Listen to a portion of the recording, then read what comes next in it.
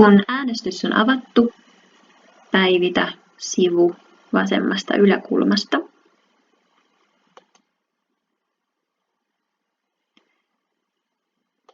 Käy kopioimassa valtakirjasta viivakoodin alla lukeva numero, sarja. Mikäli et saa sitä kopioitua, voit myös kirjoittaa kyseisen numerosarjan samalla tavalla tähän lue viivakoodi kohtaan.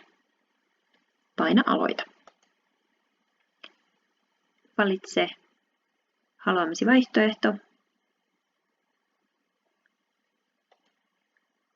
Hyväksy ja näytä yhteenveto. Tässä vaiheessa voit vielä palata edelliseen ja muuttaa valintaasi. Mutta painamalla hyväksy valitset mitä äänestät.